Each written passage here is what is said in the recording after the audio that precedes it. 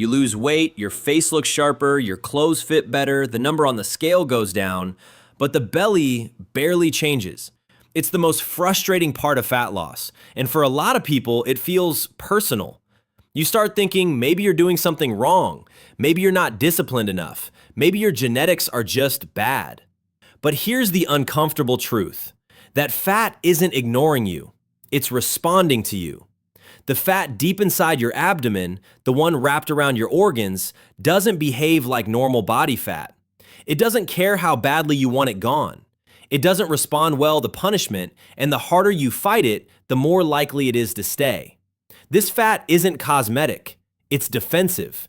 And until your body believes it's safe to let it go, no amount of effort will convince it otherwise. If you've ever felt stuck despite doing almost everything right, this video is for you. And if you enjoy clear explanations of how your body actually works, consider subscribing. This channel is all about understanding the hidden systems behind everyday problems. Because once you understand what this fat really is, everything about belly fat starts to make sense. This video is not a routine, it's not a diet plan, and it's not a list of hacks. Instead, we're going to break down how visceral fat actually works, why your body creates it, why it resists fat loss, and what finally makes it release. We'll start with what makes this fat different from the kind you can pinch. Then we'll look at the signals that tell your body to protect it. And finally, we'll uncover why this fat is often the first to disappear once the right conditions are in place. By the end, you won't just know what visceral fat is, you'll understand why fighting it head-on almost never works. Let's start with the biggest misconception. Most people think belly fat is just stored excess calories. Eat too much, move too little, fat shows up. That explanation works reasonably well for subcutaneous fat, the soft layer under your skin. But visceral fat is different. It's not just sitting there. It's metabolically active tissue wrapped around your liver, pancreas, and intestines. It releases hormones. It releases inflammatory molecules. And it directly interacts with your metabolism. That's why visceral fat is strongly linked to insulin resistance, fatty liver disease, cardiovascular problems, and long-term metabolic decline. From your body's perspective, this fat isn't decoration, it's infrastructure. Which raises an important question. Why would your body ever choose to build something so dangerous in the first place? The common assumption is that visceral fat appears when someone completely lets themselves go. But that's not what we see in reality. Some people with visible abs carry very little visceral fat. Others look lean everywhere, except their belly, and still carry a dangerous amount of it internally. Doctors even have a term for this: thin outside, fat inside.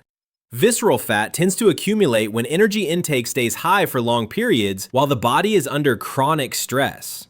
Not short-term stress, long-term, low-grade stress. Poor sleep, constant cortisol elevation, disrupted insulin signaling. Over time, the liver starts storing fat, and once the liver reaches its limit, fat begins spilling into the abdominal cavity.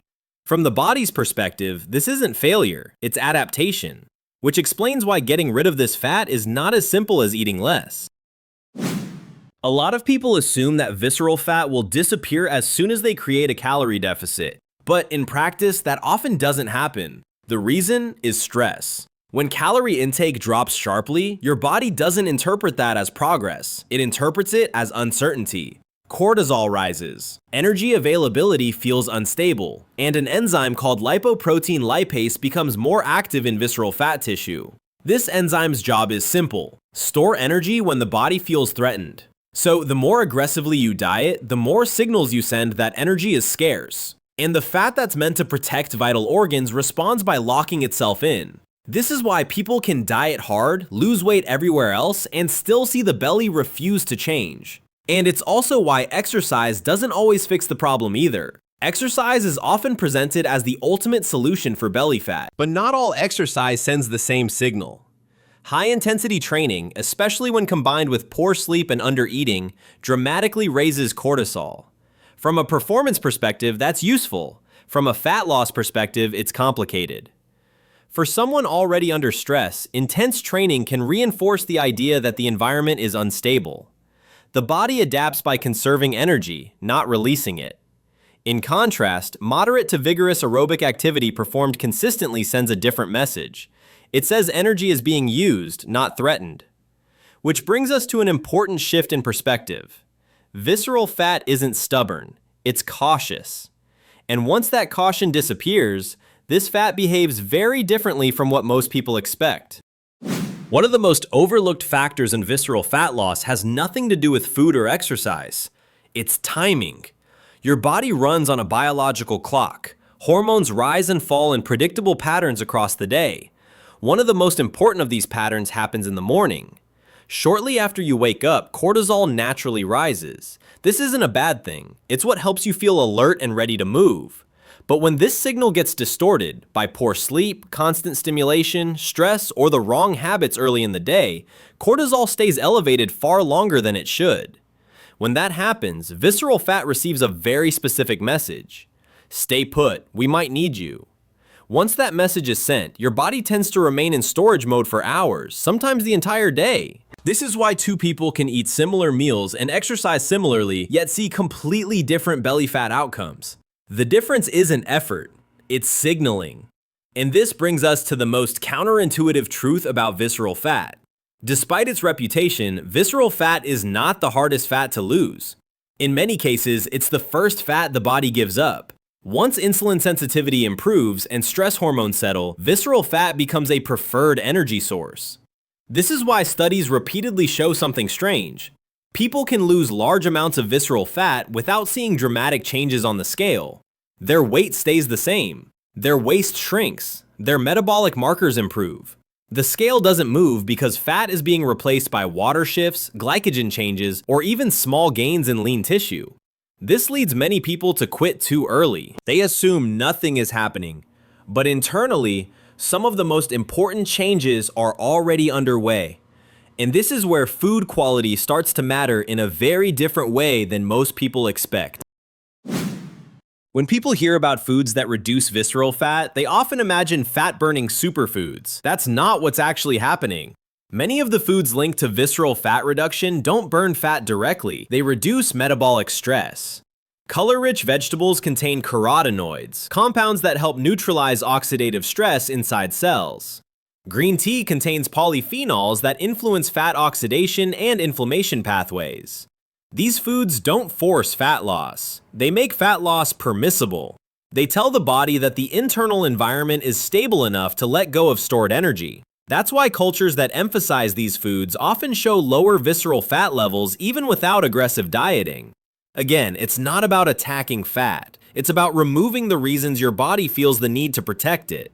Which leads to the final piece of the puzzle. There's a major difference between dieting and movement that most people never hear about. Dieting has a ceiling. At a certain point, eating less stops producing better results and starts creating resistance. Exercise doesn't behave the same way. For visceral fat specifically, exercise shows a dose-dependent response. The more consistently energy is used, the more willing the body becomes to release stored fuel. This doesn't mean extreme workouts. Research consistently points to moderate to vigorous activity performed regularly as one of the strongest signals for visceral fat reduction. Not because it burns the most calories, but because it communicates reliability. Energy is coming in. Energy is being used. The system is stable. And when stability is established, visceral fat no longer serves a purpose. If there's one pattern connecting everything we've covered, it's this. Visceral fat doesn't respond to force. It responds to signals. When your body feels threatened by stress, instability, or constant deprivation, this fat becomes guarded. But when the signals change, its behavior changes quickly. That's why so many people feel stuck for years, and then suddenly see their belly change once the right conditions are in place. The struggle wasn't a lack of effort. It was a misunderstanding of how the system works. If this video helped you see belly fat in a new way, consider subscribing to the channel. We break down complex systems like this, clearly, calmly, and without hype, so you can understand what's really happening beneath the surface. And next time you think about fat loss, ask yourself one simple question. What signals am I sending my body right now?